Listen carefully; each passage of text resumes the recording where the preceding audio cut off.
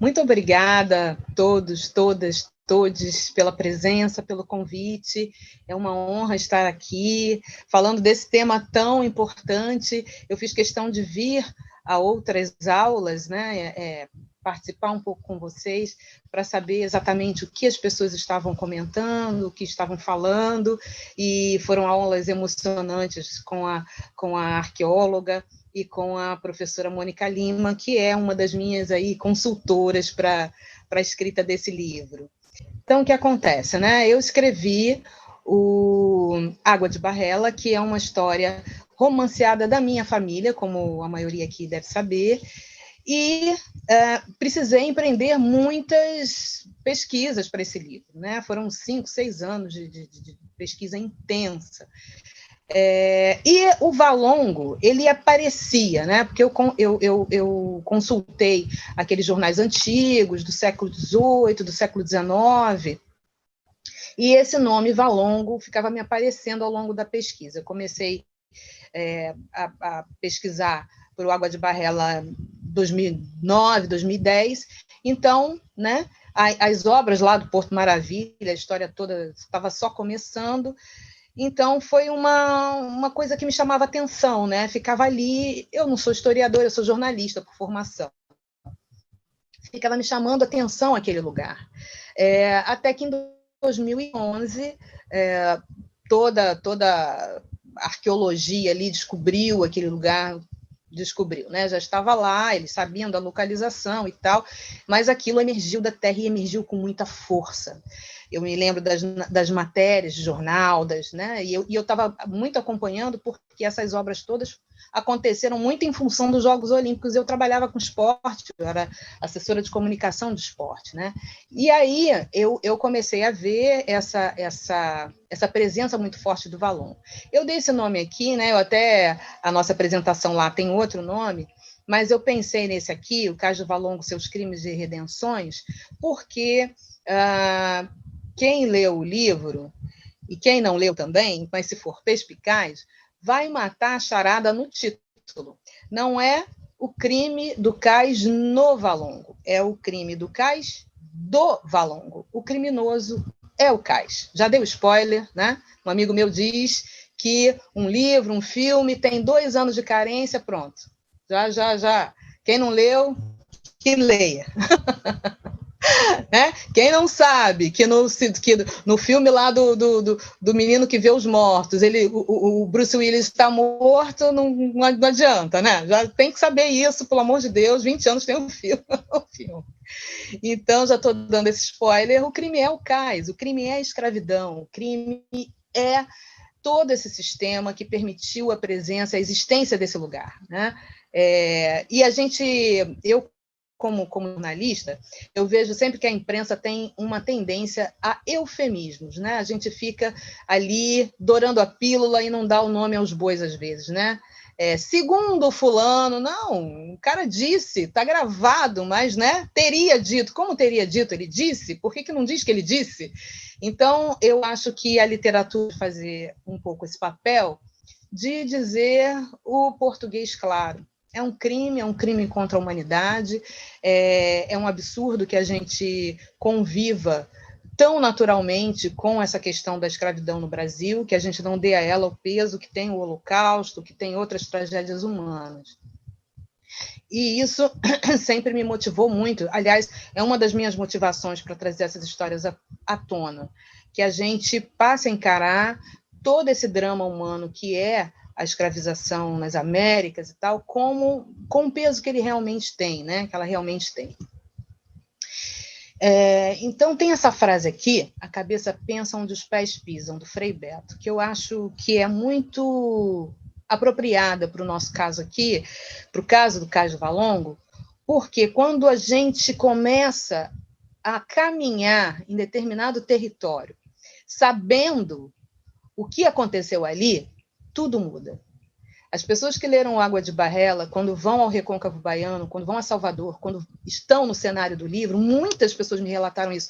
Nunca mais a Bahia foi a mesma para mim, nunca mais Cachoeira foi a mesma para mim, eu vou àqueles lugares e é outra coisa. E eu acho que com relação ao Cais do Valongo, também acontece isso.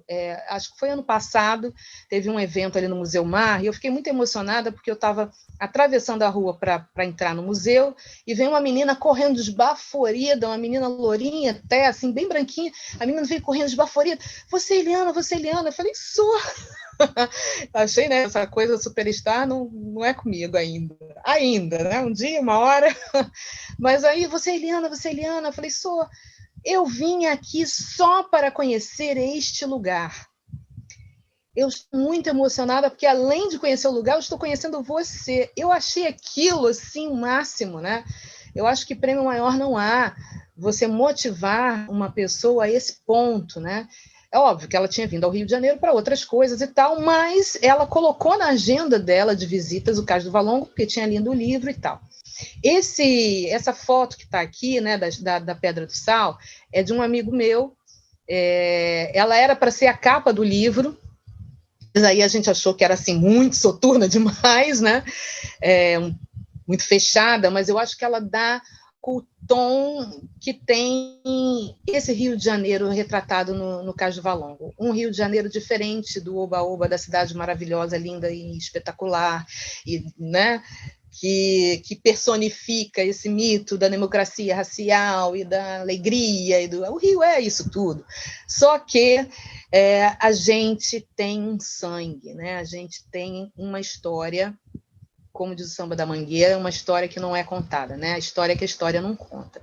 E a história que a história não conta é essa história do Cais do Valongo e outras pela cidade. Existem outros sítios sensíveis que ninguém sabe que existe e que estão aí, esperando também para sair, emergir da terra, do fundo da terra. Então, essa era para ser a capa, é a Pedra do Sal, né? Essa escadinha original, né? Ela foi esculpida lá pelos escravizados. Agora, vocês vejam bem, olha a simetria dessa escada. Pensa se uma pessoa que fez essa escada, ela não tem noção de cálculo. Pensa se a pessoa que fez essa escada não tem uma noção de proporção.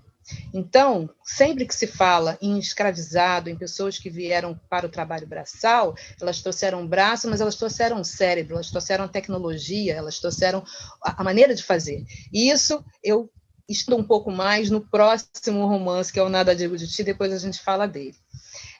A capa ficou essa, que é essa capa preta e vermelha, do Ângelo Abu, que é um capista dos livros do Mia Couto, moçambicano Mia Couto.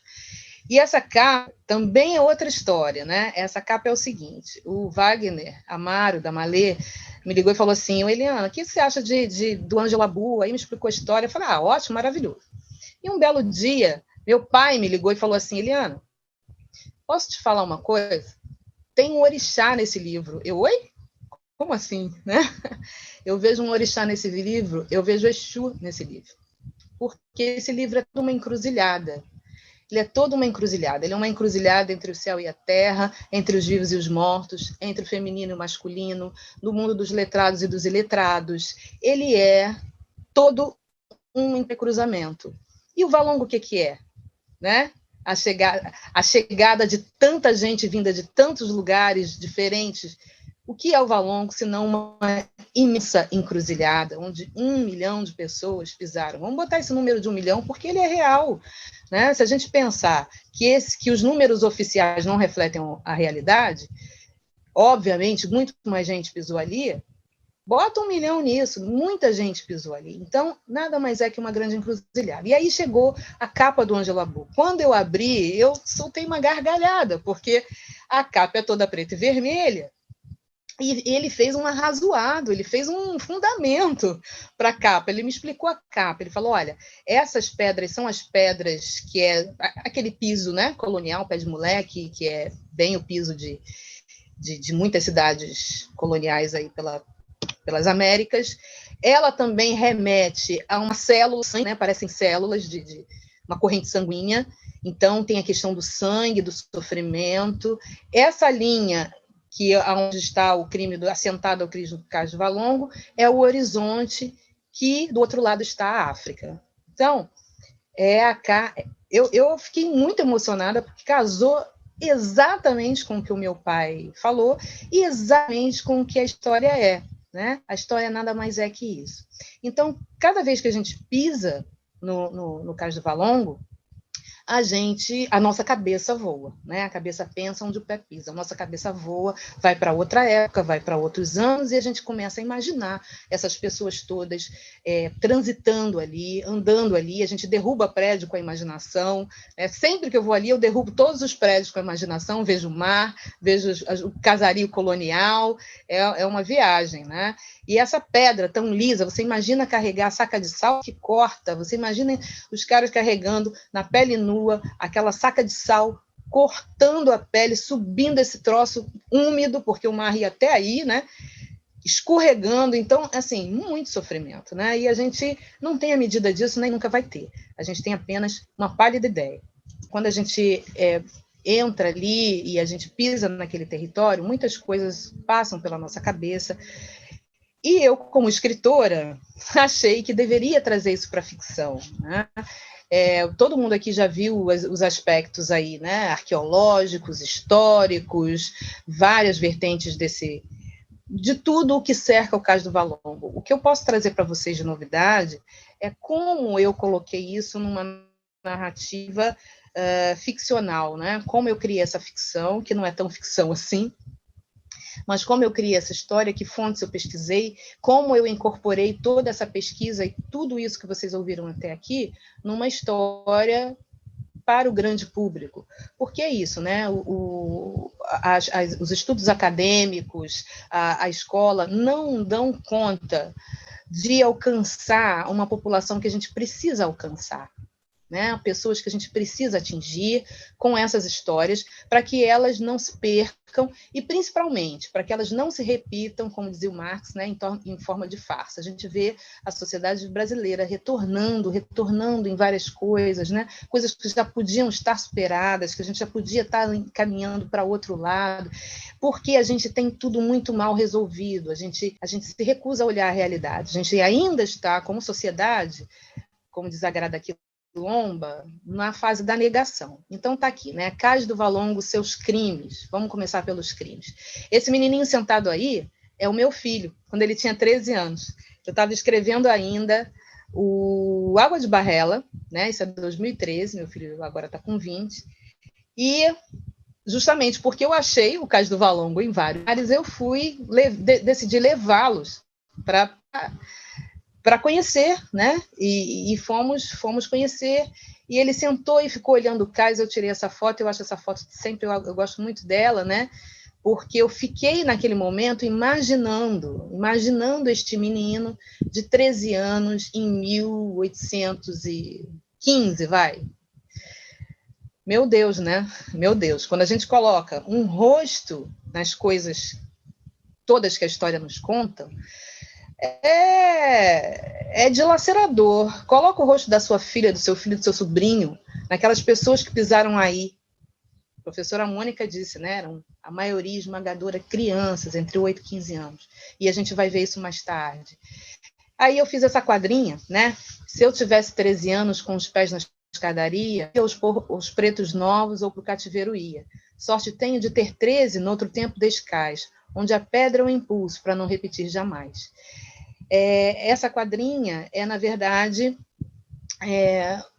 uma melancolia, né, e um desejo da gente não repetir esses crimes, e para que a gente entenda que aqueles seres humanos, né, eram pessoas como nós, porque a gente, na distância da história, a gente tende a desumanizar também, né?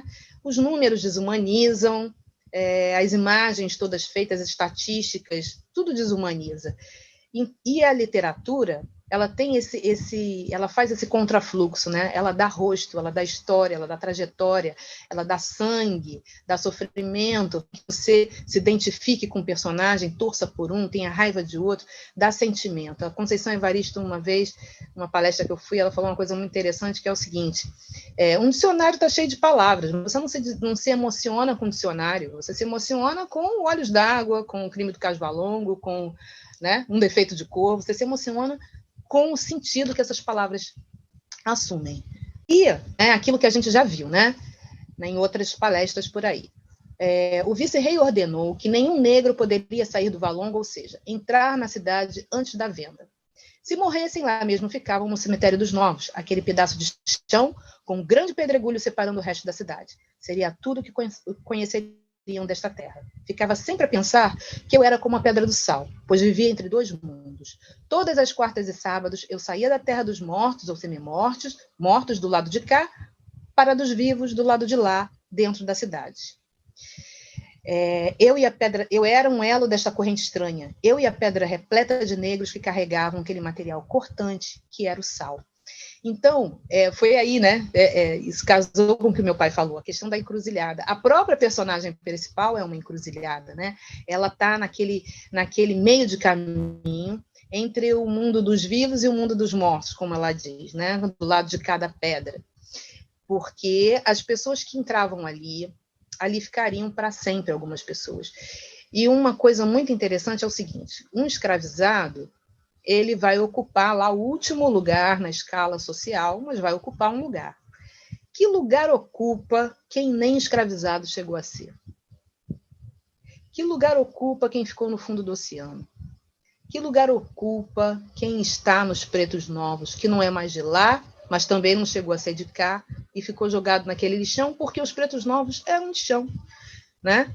O que se encontrou ali foi ossada humana e resto de animal, resto de louça, restos daquela sociedade, daquele grupamento humano. Que lugar ocupa? E aí eu até deixei aqui, né? Esse é o que veio que eu acho com um slide, porque eu achei bem apropriado, né? O Cais do Valongo merece ser considerado pela Unesco Patrimônio da Humanidade, porque é o sítio de memória da escravidão mais completo que se conhece. Ele tem importância não apenas para a história brasileira e, portanto, para a nossa vida como nação, mas também para a história do mundo. Dizia o escritor nigeriano Chinua Achebe que a história não é boa nem má, que a história é, e nós somos essa história, com seus momentos luminosos e demorados e terríveis pesadelos, como este que parecia interminável e que nos deixou como cicatrizes profundas, monumentos como Valongo, monumentos vivos, que não precisam de textos a elucidá-los, que são pelo que são, e nos comovem pelas pedras que pisamos e pelas pedras que olhamos, pedras que receberam, depois de medonha viagem, os pés de muitos dos nossos antepassados e que contam um pouco desse longo capítulo trágico e espantoso da história dos homens sobre a face da Terra. Alberto da Costa e Silva, no dossiê da Unesco. Esse trecho do diplomata, né, do Alberto da Costa e Silva, que é membro da Academia Brasileira de Letras, grande africanista, ele é muito profundo. Ele é muito profundo, porque eu fico sempre pensando sobre esses pés que pisam e sobre os pés que pisam hoje esse território. A gente está aqui falando muito sobre território, né? Sobre esse pé que pisa num lugar e o que a cabeça pensa a partir do momento que pisa naquele território. E a gente pensa em muita coisa. A gente pensa em ancestralidade, a gente pensa em herança, a gente pensa em pertencimento. E a gente pensa também em potências, né? Porque essas pessoas todas que chegaram ali, né? Como disse a Mônica Lima, na grande aringa do Valongo, na encruzada do mundo, onde nunca tantas pessoas vindas de tantos pontos diferentes de África pisaram, que elas construíram uma terceira coisa, que não era nem o que estava aqui, nem o que estava lá. Era uma terceira via, um terceiro mundo, uma outra coisa. A gente pensa nessas pessoas e pensa no que elas deixaram e o que a gente está construindo e o que a gente vai deixar. A ancestralidade também é falar de futuro, também é falar do tempo que virá, também é falar dos nossos descendentes, né? A gente está falando dos nossos ascendentes, vamos falar dos nossos descendentes. É aquele menino de 13 anos que está sentado ali, que homem de 20, amanhã vai ter 30, 40, eu vou morrer, ele vai, né? É uma corrente humana da qual todos somos fluxo, como aquela correnteza do mar, né? Aquelas ondas do mar que trouxeram essas pessoas para cá. Eu acho que é tempo da gente se colocar nesse lugar, porque a gente pode olhar para esse estudo, a gente pode fazer esse curso, pode, enfim, adquirir 1000 conhecimentos técnicos sobre o Valongo, mas o sentimento nada substitui, não é mesmo? E se a gente não se colocar nesse lugar, nada disso vai ter valido a pena, nada disso vai adiantar.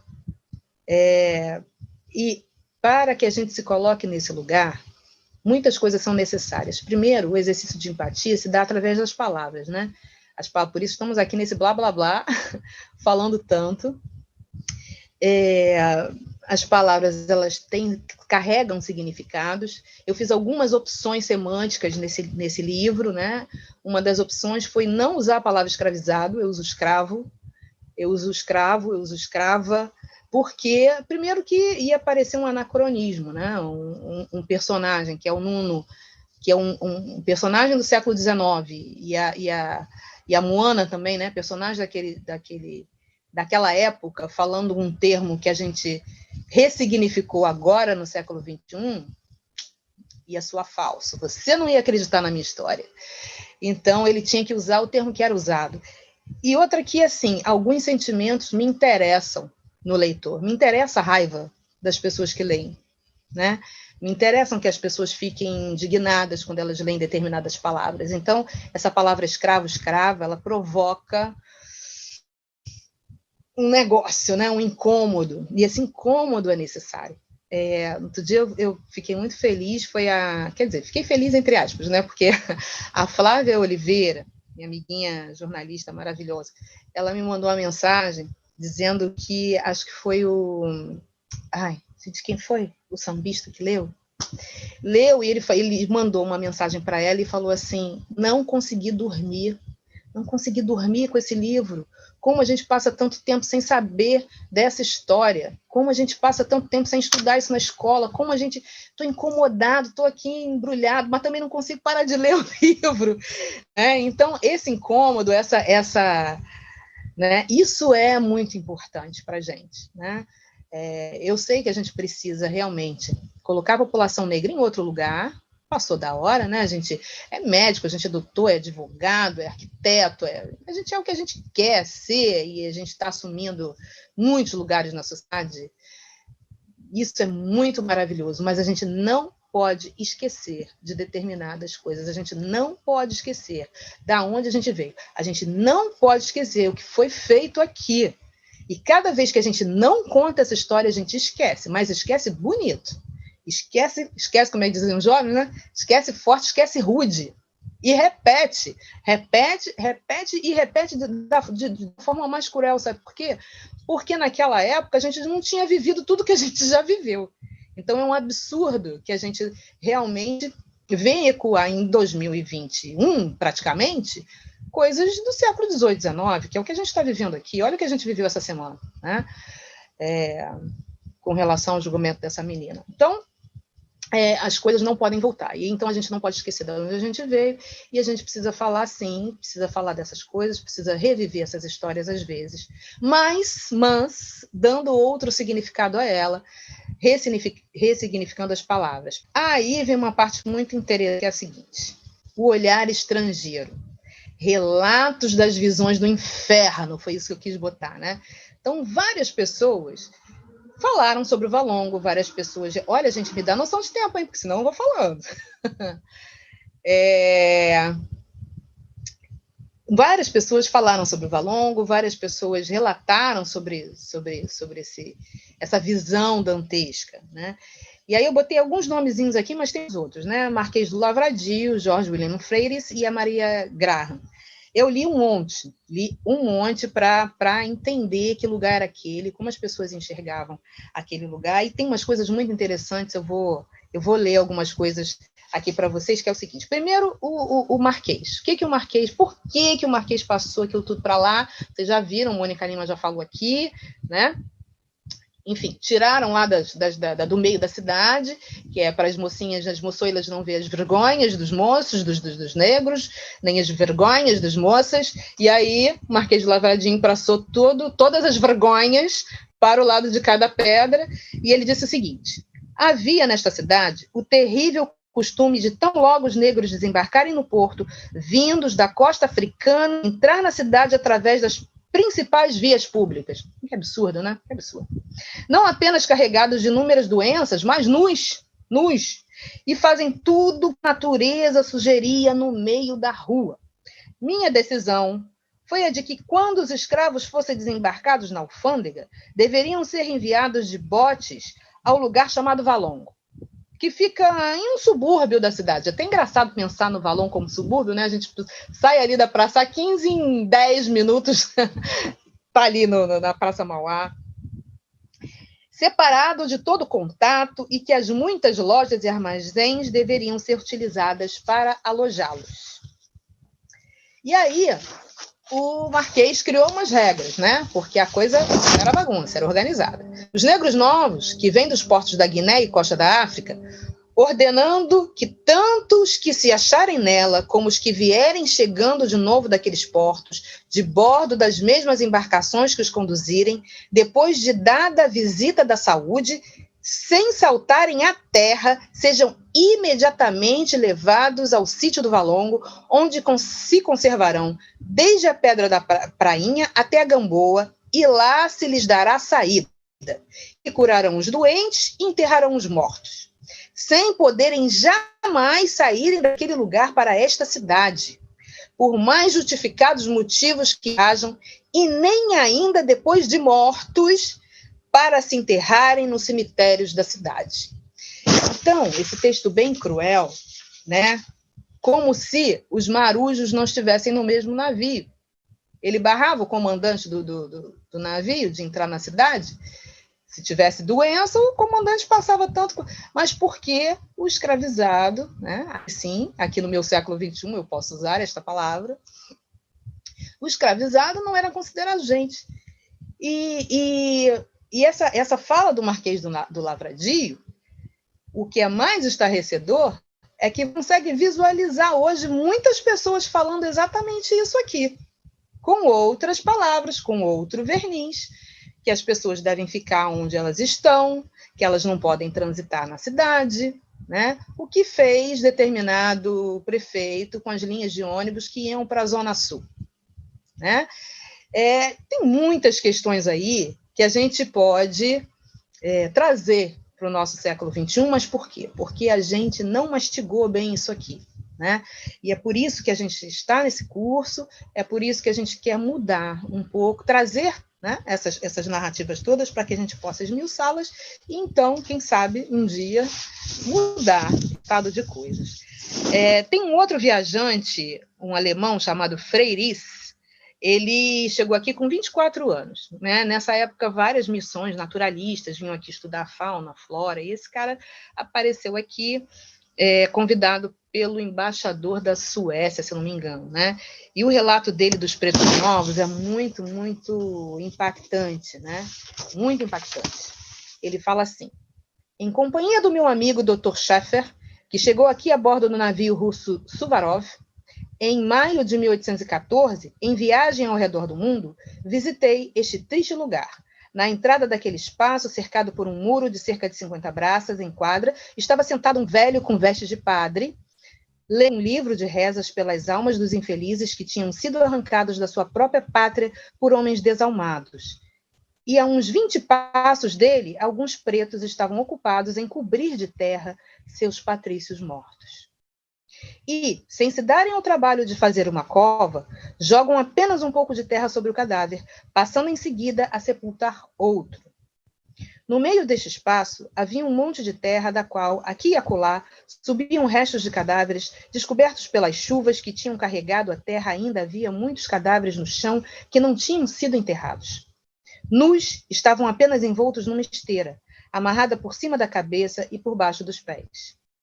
Provavelmente, procede-se ao enterramento apenas uma vez por semana. E como os cadáveres facilmente se decompõem, o mau cheiro é insuportável.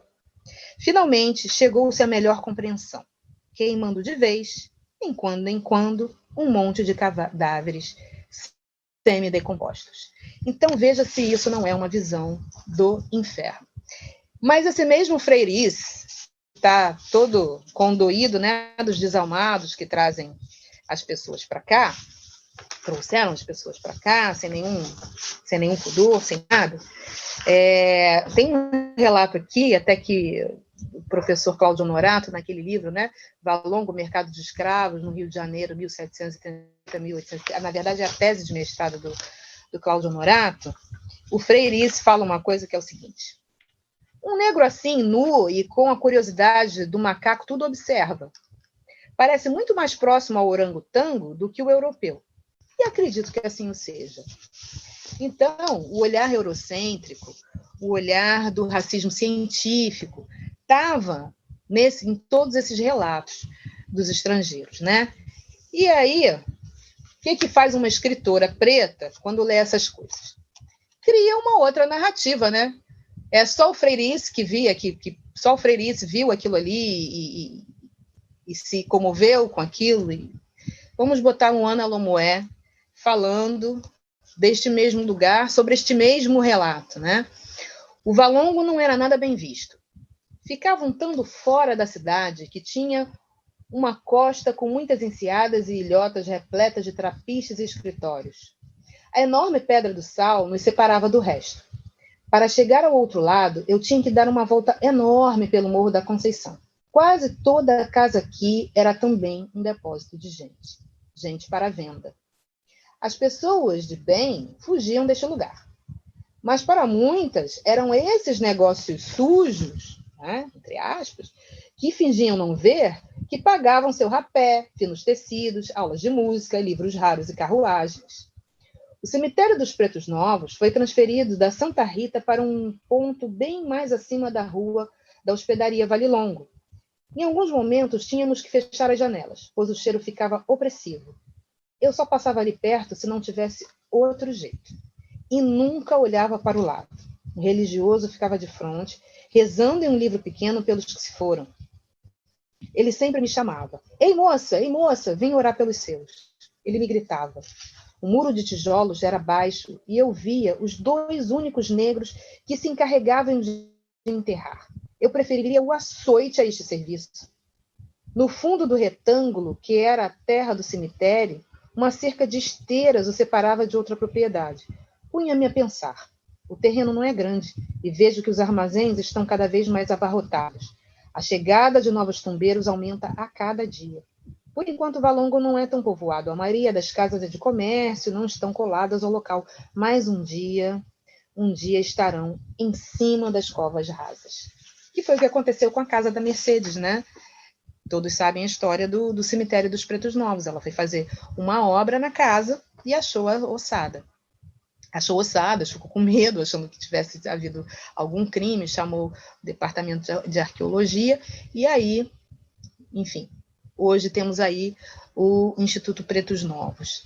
Esses relatos, né, eles fazem com que a gente visualize aquele local, consiga realmente mergulhar naquela atmosfera. Mais adiante no livro, né, quem já leu, eu falo a chuva que deixava os corpos voando, né, nadando. Imagina, Rio de Janeiro, todo janeiro, fevereiro, março, acontece que chove alucinadamente, inunda a cidade. Imagina isso, século XIX, um cemitério desses. Aí, uma professora que leu o livro e estava fazendo um trabalho, me falou assim, mas você sabe que esse cemitério existe? Eu falei, mas que cemitério? Esse cemitério que deixa que quando alaga os corpos saem. Eu falei, oi? Aonde? Na Zona Oeste, em Septiba, tem um cemitério assim. Então, veja, se a gente não repete, ou melhor, se a gente não saiu dessa desumanização, dessa coisificação que é o corpo negro. Eu não sei se não é nessa apresentação, na próxima aula, que eu vou falar sobre o corpo, né? Sobre como eu enxerguei esse corpo, como eu trabalhei com ele, né? E tem um monte de outros relatos, né? Esses armazéns, o que acontecia com esses armazéns? As pessoas tinham uma proibição de exibição e venda no ar livre, né? Às vezes a gente vê alguns filmes norte-americanos em que o mercado era no ar livre. Não, aqui no Brasil tinha que ser dentro de um lugar, né? De um mercado. Não se sabe precisar exatamente onde era isso ali, né? Ainda é uma localização incerta, mas um dia vão achar. Um dia vão achar porque, gente, pelo amor de Deus, essa história é muito sobrenatural. Você pode não acreditar em nada, mas que ela existe, existe. Né? Veja, se não sai da Terra uma caixinha com 2.000 microcontas, aquilo ficou 200 anos lá embaixo esperando para ser achado. Então, vão achar tudo. E aí é o seguinte, de acordo com os dados da alfândega, né, aqui no trabalho do Norato, ele fala, né, para o ano de 1827, foram importados 786 africanos. Em maio, 4.401 em março. Então, isso, veja, pensa num Rio de Janeiro que era toda aquela região do centro. A cidade toda era a região do centro. 4.401 pessoas é muita gente, né? Numa cidade sem sistema de esgoto adequado, nossa, é uma multidão, né?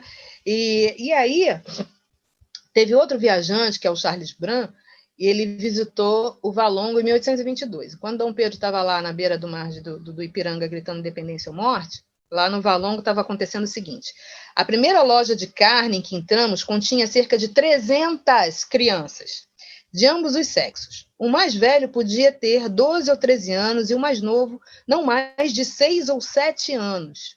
Os coitadinhos estavam todos agachados em um imenso armazém, meninas de um lado, meninos do outro, para melhor inspeção dos compradores. Tudo que vestiam era um avental xadrez azul e branco amarrado pela cintura.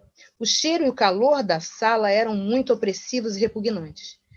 Tendo meu termômetro de bolso comigo, observei que atingia 33 graus centígrados. Era inverno, junho. Como eles passam a noite no verão, quando ficam fechados, não sei.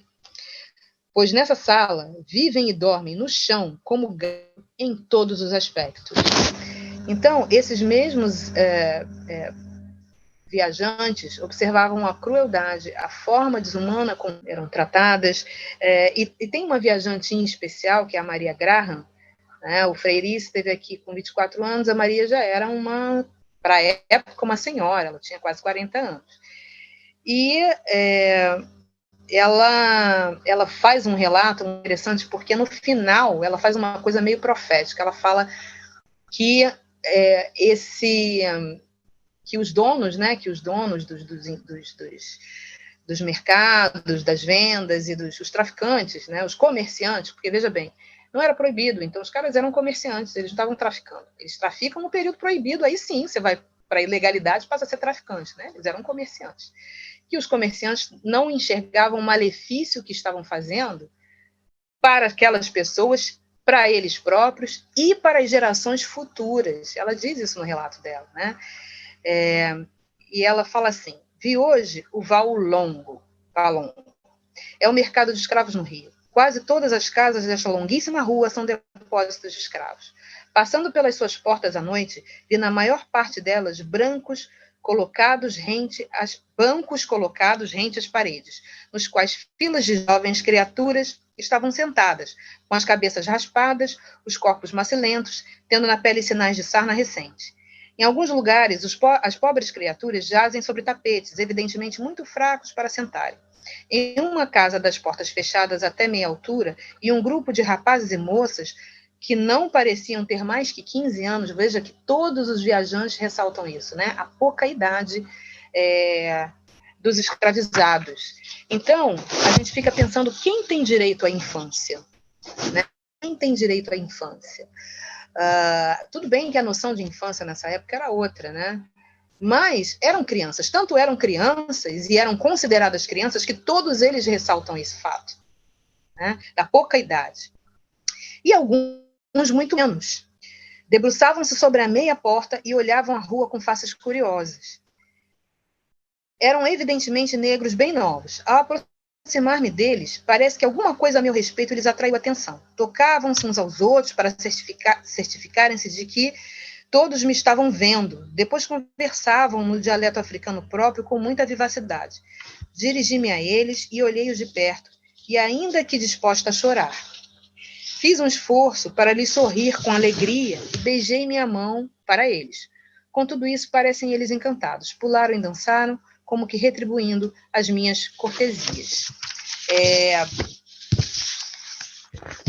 A gente fica sempre pensando, né, com relação a essa questão da infância, em mais um crime, né, a gente botou lá, né, crimes e redenções, mais um crime contra a infância.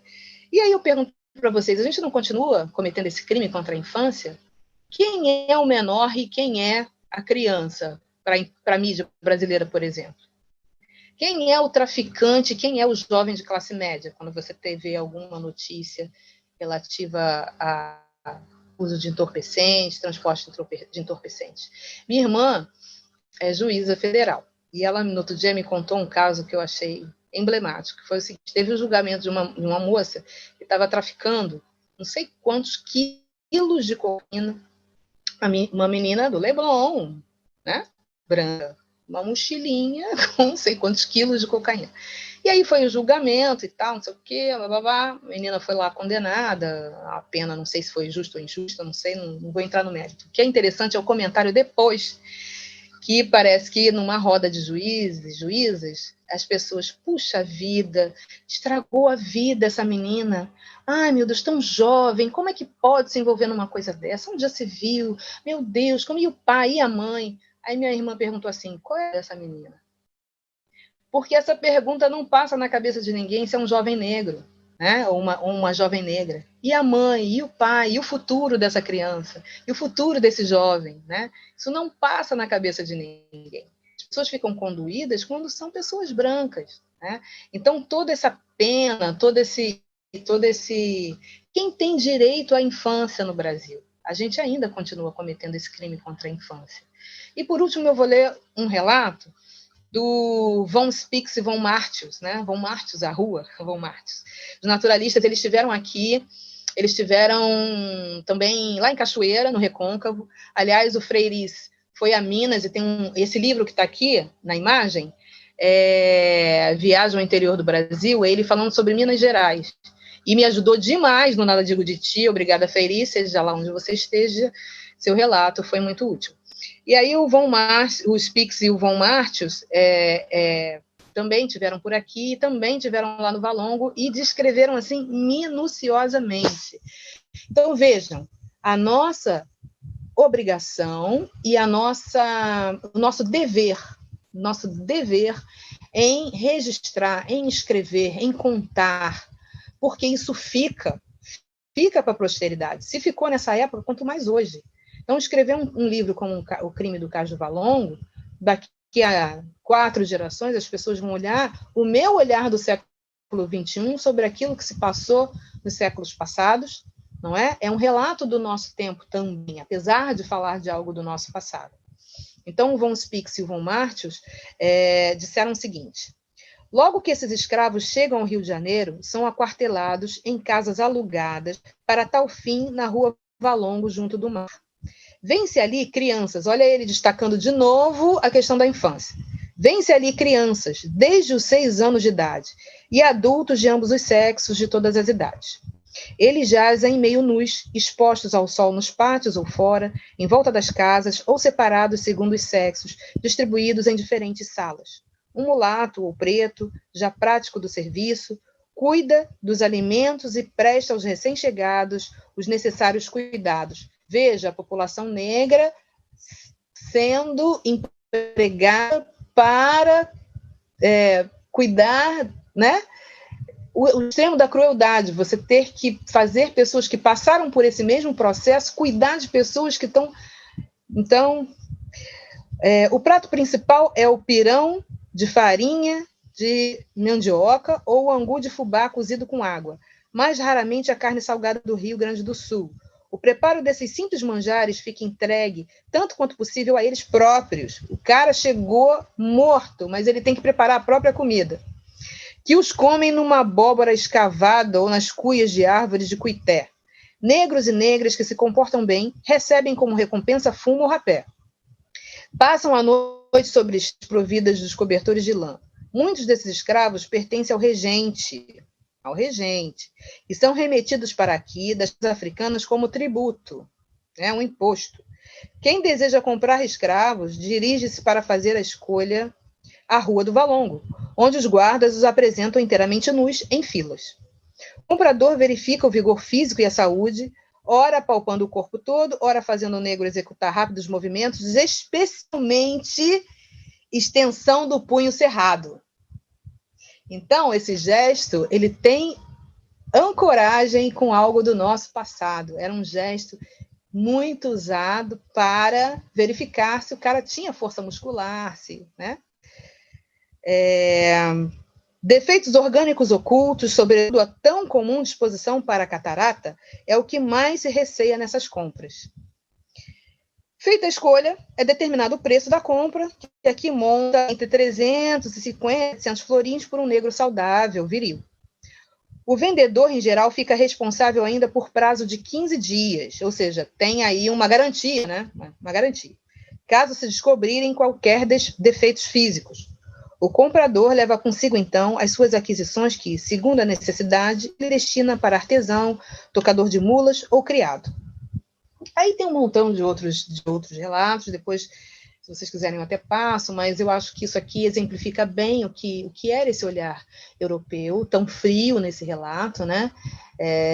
Embora ele não consiga esconder determinadas coisas, mesmo nesse relato tão técnico, ele não consegue esconder o horror com as crianças, né? Um certo espanto, e tudo perpassa no texto. Mais uma coisa, aquela foto anterior, né, da senhora negra olhando, eu até deixei, foi uma foto que veio com o slide, porque esse olhar estrangeiro também é um olhar, às vezes, da própria população negra.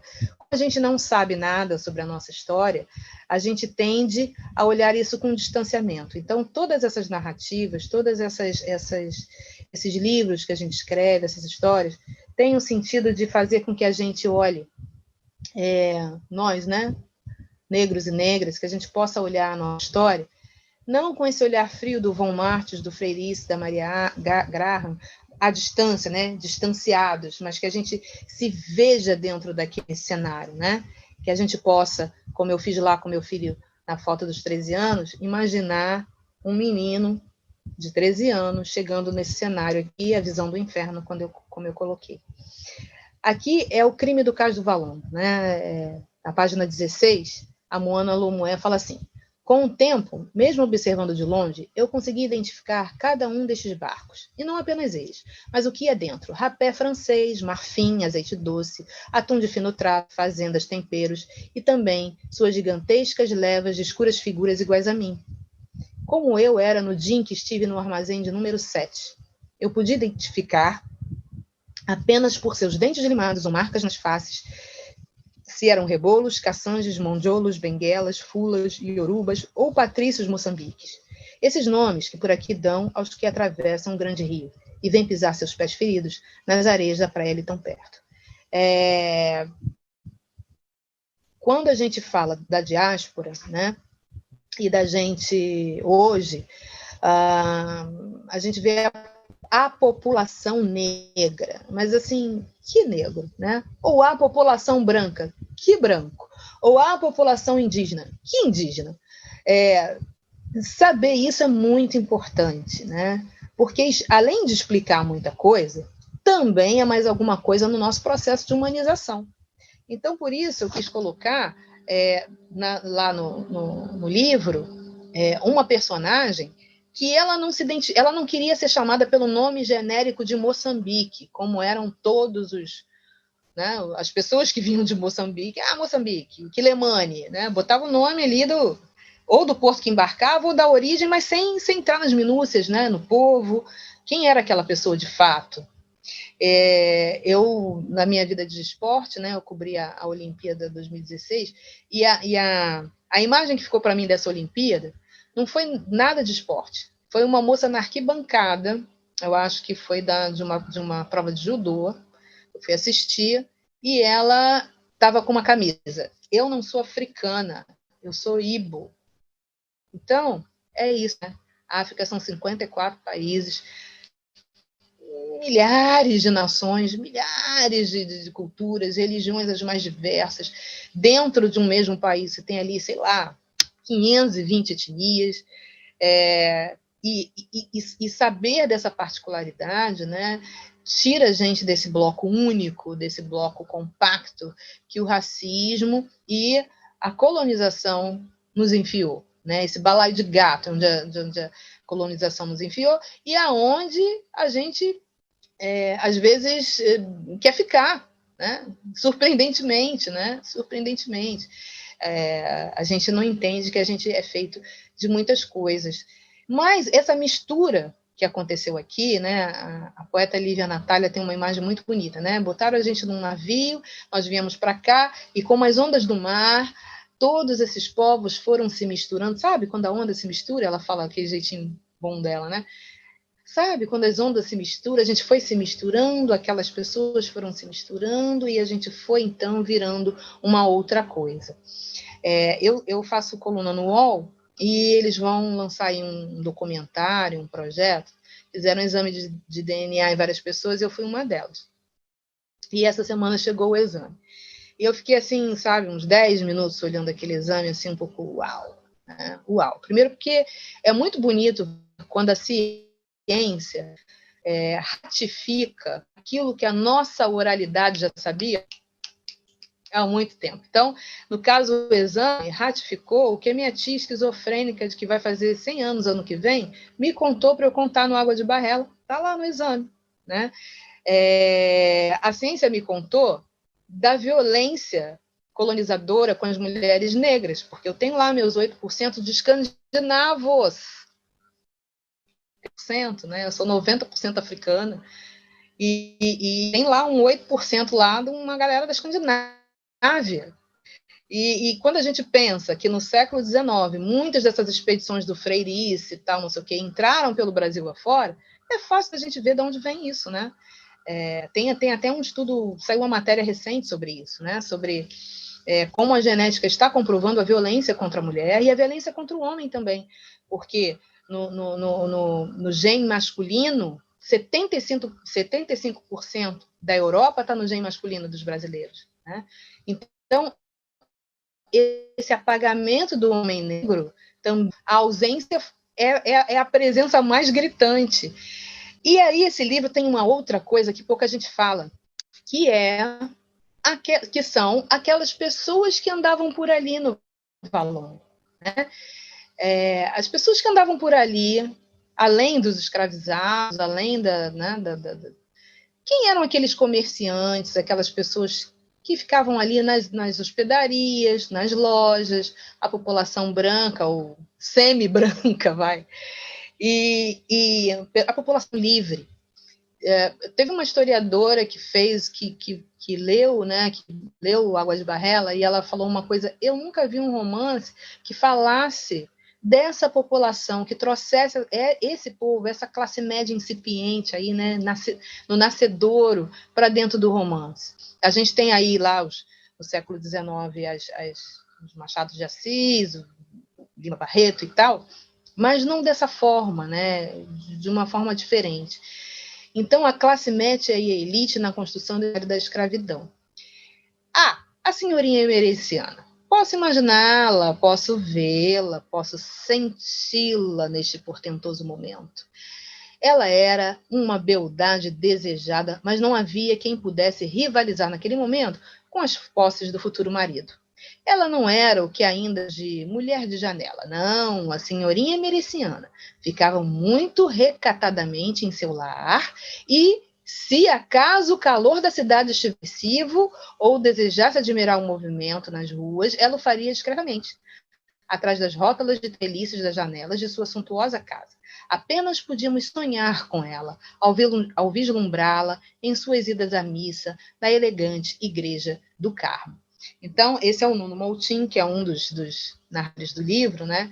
E o Nuno é essa pessoa debochada, né? Ele é um bom vivant, é um cara debochadão, meio bebum, né? E ele meio boêmio, artista, né? Culto, sabia ler, porque foi criado dentro de uma livraria e tal. E ele tem um olhar assim para a sociedade, né? Porque ele consegue enxergar o ridículo de muita coisa. E quando a gente olha para o Brasil XX, XXI, para poder sobreviver, eu às vezes exercito o olhar no montinho do deboche, porque só assim, né? Só no deboche que a gente consegue sobreviver, porque tem umas coisas realmente muito ridículas. Veja essa subserviência de determinada elite ao Trump, né? ao americano. É um negócio tão cafona, tão colonial, que não tem palavra, né? Não tem palavra. E esses comerciantes que ali estavam, tudo queriam fazer para se diferenciar dessa população, obviamente, distanciar ao máximo dessa galera que o Freirice disse que parecia com orangotango. Eles queriam fazer toda a diferença. Mas eles eram infinitamente mais selvagens do que qualquer ser sobre a face da Terra. E é isso que a narradora, que é a Moana, né, de um jeito doce, de um jeito assim melancólico, fala, né? Ela na verdade, ela tinha um refinamento, muito maior que o deles, né? Ela sabia coisas muito além deles, mas ela não podia se revelar. Porque a autoestima dessas pessoas é algo que precisa ser estudado pela NASA desde muito tempo, né? A gente tem uma classe média, uma elite, que é, assim, arrogante, né? Enfim, isso é fruto de estudos. A gente vê aqui nessa foto não sei se é do Debré ou Rugendas, acho que é do Rugendas essa foto, a treliça que eu coloquei lá na Emericiana, né, das treliças. Isso aqui, esse anteparo, né, onde as mocinhas ficavam, uma mocinha atrás da treliça, é uma coisa que vem do árabe, que no árabe chama, como é que é um nome engraçado? Muxarabiê, é esse nome, né? Essa treliça. E isso era muito usado no Brasil colônia e boa parte do Brasil império, só que em dado momento isso cai de moda. Por que cai de moda? Porque os ingleses inventaram o vidro, né, para as janelas. Então eles precisavam vender esse vidro para alguém. Adivinha? Adivinha? Adivinha? Então é isso, né? Tem outras coisas nesse livro. Tem essa subserviência dessa elite, essa vontade de parecer ser uma coisa que não é. O Bernardo Lourenço Viana e a mulher, né? Até esqueci o nome da personagem que eu mesma dei, olha isso. Elas, Dona Inácia, o Bernardo e Dona Inácia, eles são aquelas pessoas que hoje talvez tivessem com muita vontade de sair, sei lá, do Meier para Barra da Tijuca, né? ou que querem muito ser aceitos por uma determinada nobreza que nunca os aceita de fato. A gente vai falar sobre isso no próximo encontro, que é esse imaginário da escravidão, né?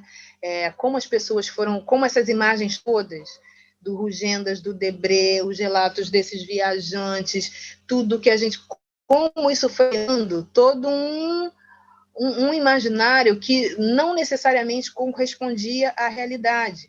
Eu devia ter colocado aqui alguns anúncios da Gazeta do Rio de Janeiro, que foi outra fonte de pesquisa, né? Que são muito impressionantes e mostram outro Rio de Janeiro que a gente nunca estuda na escola, a gente também não vê no audiovisual e a gente também não vê nos livros, que é um Rio de Janeiro onde tinham pessoas que ensinavam a ler. Tem um que eu recortei, né?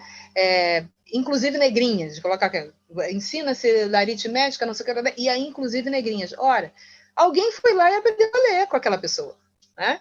Alguém foi lá e aprendeu aritmética, e aprendeu a ler, aprendeu.